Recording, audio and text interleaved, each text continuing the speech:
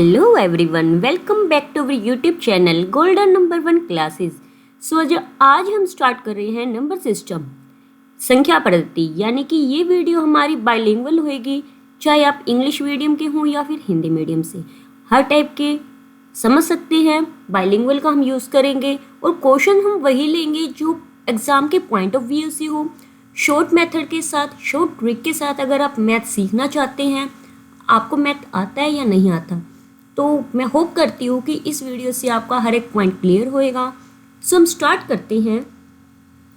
Number system में जो numbers हैं यानी कि संख्याएं हैं, उसको कितने कितने टाइप की होती है। सबसे पहले हमारे पास होते हैं रियल नंबर। रियल नंबर यानी कि वास्तविक संख्याएं, जिसके अंदर हमारे पास कौन कौन से आते हैं। रियल नंबर में हमारे पास रैशनल यानी कि परिमेय संख्या होती हैं, और इरेशनल इसका मतलब अपरिमेय संख्या होती है।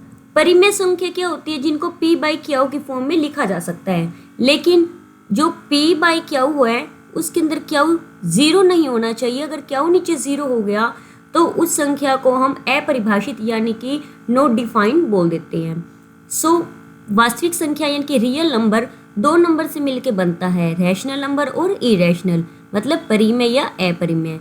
अपरिमेय वो होता है जो अंडर रूट के अंदर लिखा जाए, यानी कि √5 हो गया, ठीक है, यानी कि वर्ग मूल, वर्गमूल बोलते हैं जिन्हें हम, उसमें लिखा जाए तो हमें क्या कहेंगे, उसे अपरिमेय। अब जो रैशनल नंबर है यानी कि परिमेय संख्याएं हैं, उसको अगर आगे हम डिफाइन करना चाहिए, उसको इंटीजर्स होता है उसका छोटा पार्ट, यानी कि परिमेय संख्याओं के अंदर हमारे पास पॉइंट वाले नंबर भी आ जाएंगे, यानी कि 0.5 अगर हम लेना चाहें तो ये परिमेय है, जिसकी 3.5 है ये परिमेय है। अगर हम पॉइंट वालों को छोड़ दें, यानी कि रूट वालों को तो छोड़ना ही है, पॉइंट वालों को अगर हम छोड़ देते हैं तो जो हमारे पास पूरे नंबर होते हैं वो कौन से होते हैं, इंटीजर्स यानी कि पूर्णांक। अब इंटीजर को हम 3 पार्ट में आगे तोड़ देते हैं। एक होता है जीरो, को हम अलग कर देंगे। जीरो के दूसरी तरफ पीछे वाली साइड होती है नेगेटिव, सारे के सारे माइनस वाले होंगे, और जो एक होते हैं सारे के सारे प्लस वाले, और जितने भी सारे के सारे प्लस वाले हैं जीरो के इस साइड वाले, उनको हम क्या कह देते हैं, नेचुरल यानी कि प्राकृतिक संख्याएं कह देते हैं, ठीक है। और जब हम प्राकृतिक संख्या में जीरो को ऐड कर दे तो उसको होल नंबर यानी कि पूर्ण संख्याएं बोल देते हैं, ठीक है। ये था हमारे पास पूरा का पूरा डाटा किसके बारे में, रैशनल नंबर यानी कि रियल नंबर के बारे में। रियल नंबर को आगे हमने डिफाइन किया रैशनल, इरेशनल। रैशनल के आगे हमने पार्ट कर दिए इंटीजर्स, इंटीजर्स के आगे 3 पार्ट हैं और उसमें एक पार्ट बन जाता है होल नंबर। अब हम बात करते हैं कॉम्प्लेक्स नंबर और इमेजिनरी नंबर। कॉम्प्लेक्स नंबर जो हमारे पास क्या होते हैं, a + i b की फॉर्म में होते हैं।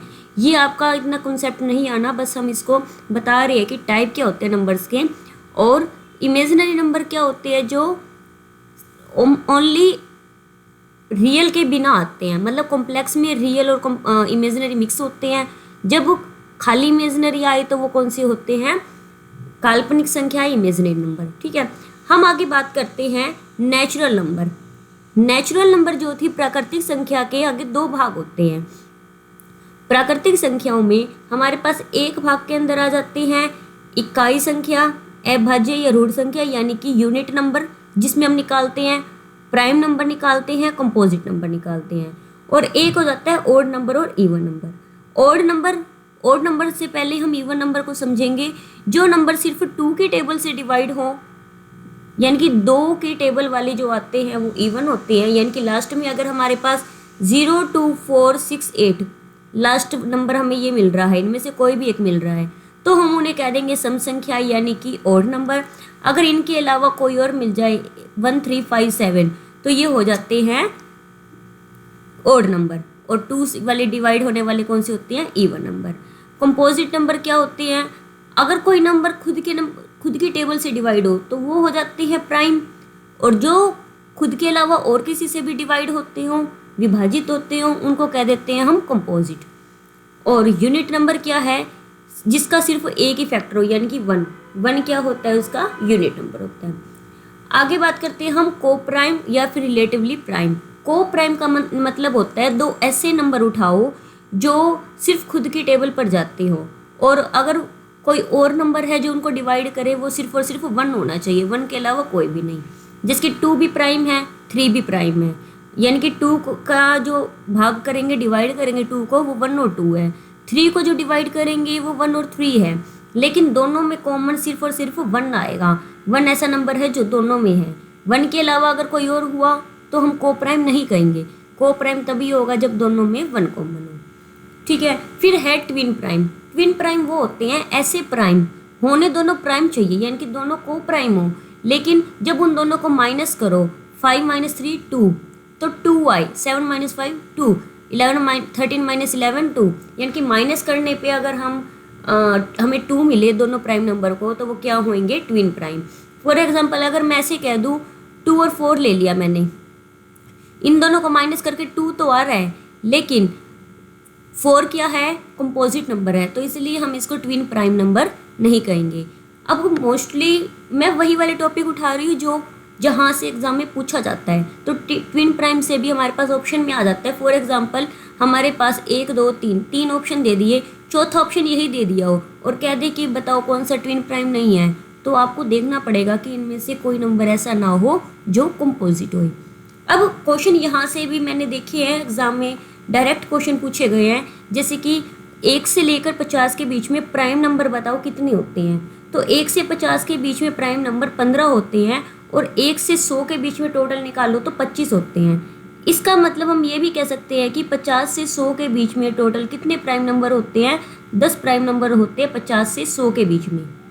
ठीक है, और 1 से 50 के बीच में 15 होते हैं, तो 25 - 15 कर देंगे तो 10 हमारे पास क्या आ जाएंगे, प्राइम नंबर आ जाएंगे 50 से 100 के बीच में। 1 से 10 के बीच में, 1 से 10 के बीच में कितने आएंगे, 4 प्राइम नंबर, और 1 से 200 के बीच अगर हम निकालें तो 46 प्राइम नंबर आते हैं, और 1 से 1000 के बीच में 168 प्राइम नंबर आते हैं। तो ये बेसिक इन्फॉर्मेशन है जहाँ से डायरेक्ट क्वेश्चन देखने को मिलते हैं एग्जाम में। हम आगे बढ़ते हैं, टेस्ट ऑफ प्राइम नंबर।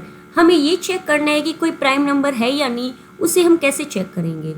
तो सबसे पहले हमें ना ये पता होना चाहिए कि जो ये नंबर है किस दो नंबर के स्क्वायर्स के बीच में लाई करता है। जैसे कि मैं कहूँ कि 2 का स्क्वायर क्या होता है, तो 2 का स्क्वायर 4 होता है, 3 का स्क्वायर 9 होता है, 4 का square 16, 5 square 25, 6 square 36, 7 square 49, 8 square equal to 64, 9 square equal to 81, और 10 square equal to 100, 11 square equal to 121, 12 square equal to 144, 13 square equal to 169, 14 square equal to 169, 196, sorry उल्टा बोल दिया मैंने, 196, 15 square equal to 225, 16 square equal to 256।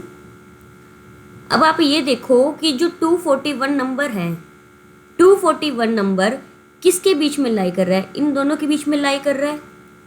ठीक है, यानी कि 241 यहाँ इन दोनों के बीच में 241 आएगा। हमने कैसे चेक करना है कि प्राइम नंबर कहाँ है, तो हम यूँ देखेंगे वो नंबर कहाँ लाई कर रहा है, 16 के स्क्वायर से पहले, है ना। तो 16 के स्क्वायर से पहले 241 लाई कर रहा है, इसलिए हम क्या करेंगे, 16 को उठा लेंगे सीधा।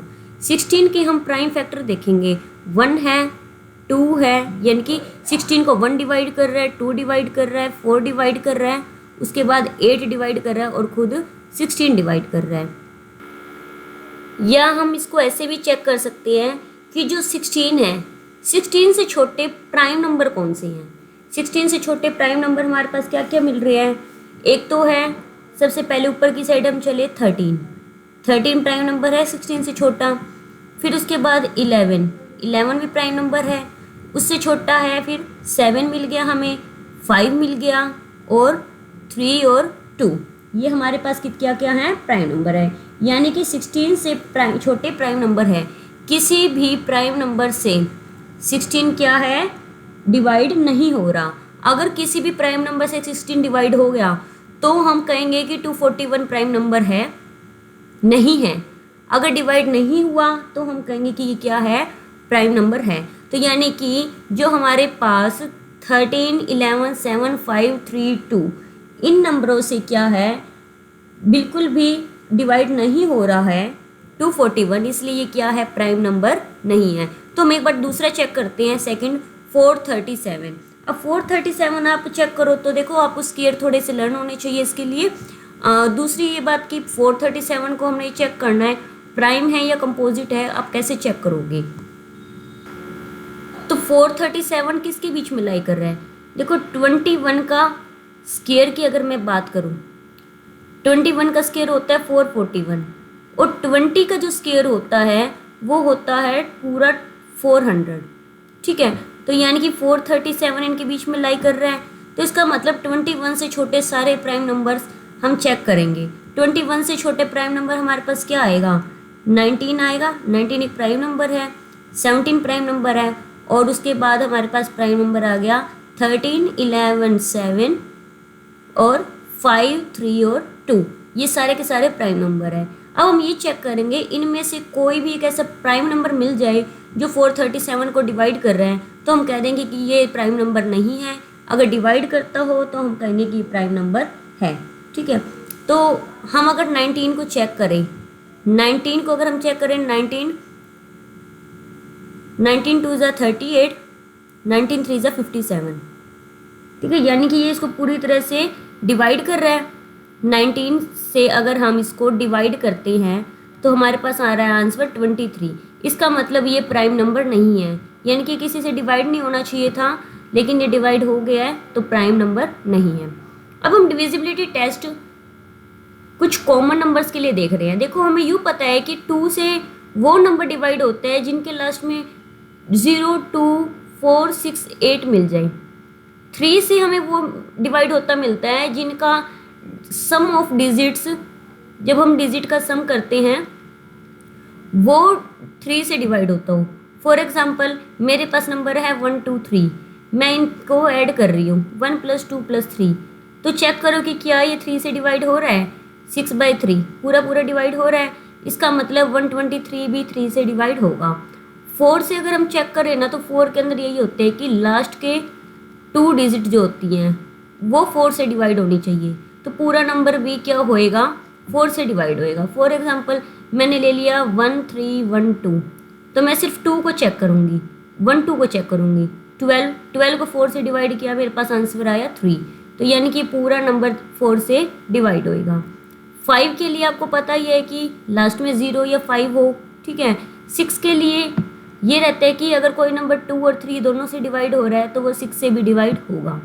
लेकिन अब आगे है कुछ, मैं 3 जोड़ों में लेंगी नंबरों को, जैसे कि 7, 11, 13, कोई नंबर 7, 11, 13 से अगर हमने चेक करना है तो तीनों के लिए कॉमन रूल मैं बता रही हूँ, आपके पास जो भी नंबर हो, ठीक है। एक बार मैं इसे थोड़ा रफ कर दूँ, आप कैसे चेक कर सकते हैं इसे, जो भी नंबर है, जैसे कि मैंने उठा लिया 1, 0, 0, 1, आपने क्या करना है, पीछे से इनके पेयर बनाने शुरू कर देने हैं 3 नंबर के।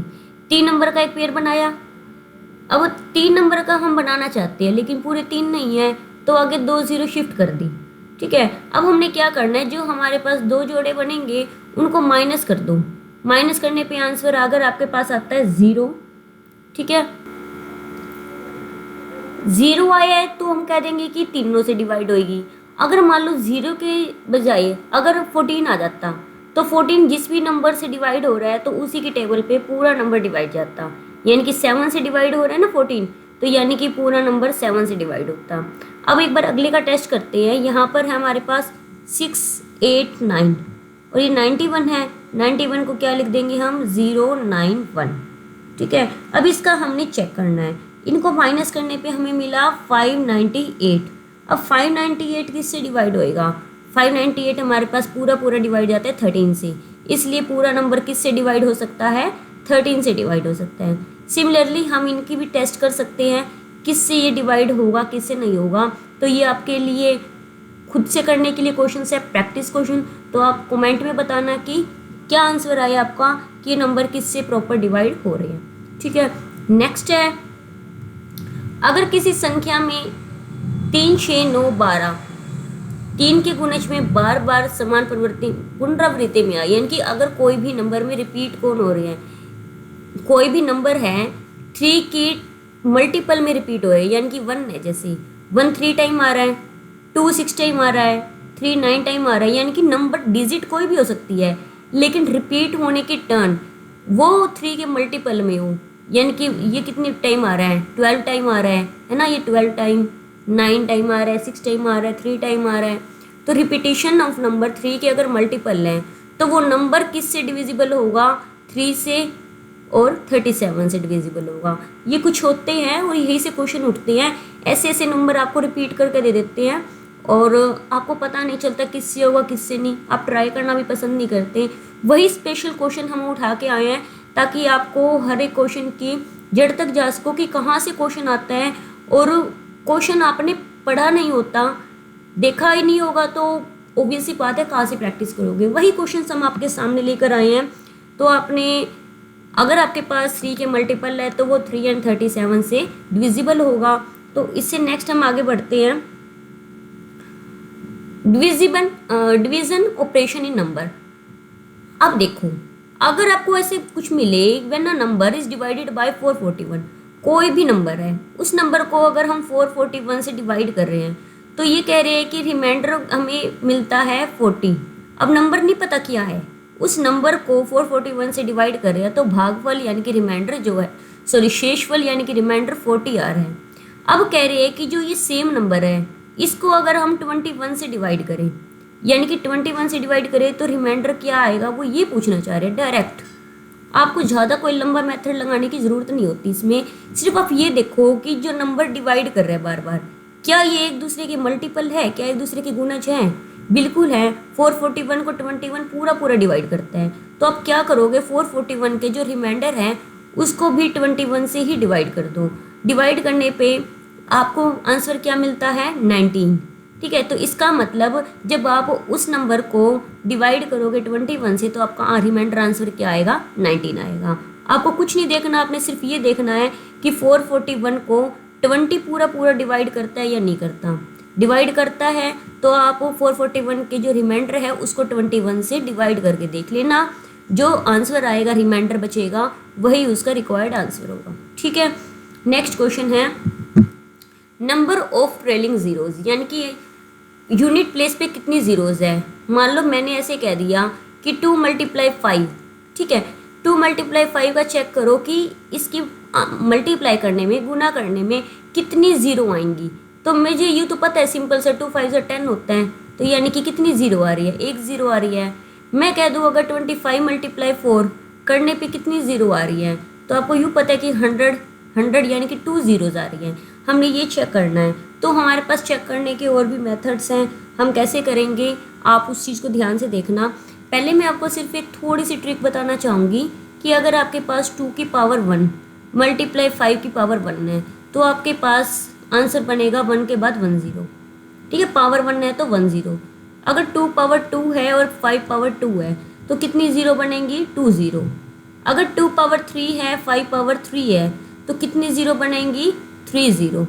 ऐसे ही 2 पावर n है और 5 पावर n है तो कितनी ज़ीरो आएंगी, 1 के बाद कितनी ज़ीरो आएंगी, ये n ज़ीरो आएंगी, n टाइम्स 0। ठीक है, तो यानी कि देख सकते हो आप 2 2 ज़ा 4 होता है और 5 5 ज़ा 25 होता है, और अभी मैंने बताया था 4 × 25 100 होता है। ठीक है, सो हम इन्हीं चीज़ों को डिस्कस करेंगे, देखते हैं क्वेश्चंस इन पर बेस्ड क्या रहते हैं। ज़्यादातर क्वेश्चन देखने को मिलता है कि फैक्टोरियल वाले। पहले मैं उसके ऊपर एक प्रैक्टिस क्वेश्चन ले लेती हूँ। मान लो आपके पास लिखा हुआ है 2 × 8 × 30 × 125 × 5। ठीक है, आपके पास ऐसा कुछ नंबर है। अब मैं ऐसे पूछूँ कि कितनी ज़ीरो आएंगी। ये देखो, ये 2 × 5, एक ज़ीरो इसकी मिल गई, एक ज़ीरो ये बैठी है। 125 होता है 5 का क्यूब, 8 होता है 2 का क्यूब, यानी कि 2 क्यूब × 5 क्यूब है, यानी कि 3 0 इसकी होगी है। और ये 3 हमारे पास जो भी है और ज़ीरो बनने से रही, हमने total number of zero count करने थे, मतलब हमारे पास 5 ज़ीरोज़ इसमें मिलेंगी। ठीक है, हमें ज़्यादा प्रोडक्ट करके टाइम वेस्ट करने की नीड नहीं होती, सिर्फ हम कुछ मेथड को माइंड में रखते हुए ऐसे क्वेश्चंस को ईजिली कर सकते हैं। सो आगे बात करते हैं यूनिट नंबर पर, यूनिट डिजिट पर इकाई का अंक क्या होगा, हमें ये चीज़ें देखनी हो तो वे कैसे देखेंगे। फैक्टोरियल का मतलब क्या होता है, देखो कोई भी नंबर है, मान लो 3 फैक्टोरियल लिखा हुआ है, 3 फैक्टोरियल का मतलब है 3 को तब तक खोलो जब तक 1 तक ना पहुंच जाओ, क्योंकि मैं 1 तक इसलिए कह रही हूँ, 1 फैक्टोरियल 1 होता है, 0 फैक्टोरियल भी 1 होता है। तो 3 को हम कैसे लिखना है, 3 × 2 × 1, जो भी होएगा इनकी प्रोडक्ट 6 आई, तो यानी कि इसका आंसर क्या बन जाएगा, यूनिट नंबर इज 6। ठीक है, अगर मान लो मैं ओपन कर रही हूँ 5 फैक्टोरियल, 5 फैक्टोरियल में क्या लिखा जाएगा, 5 × 4 × 3 × 2 × 1। ठीक है, अब इन्होंने सिर्फ यूनिट डिजिट देखनी चाहिए, तो आपको यूँ पता है कि 5 और 2 इकट्ठे कभी भी आ जाए ना तो पीछे 0 बन जाता है, तो यूनिट डिजिट इसकी क्या होगी, 0।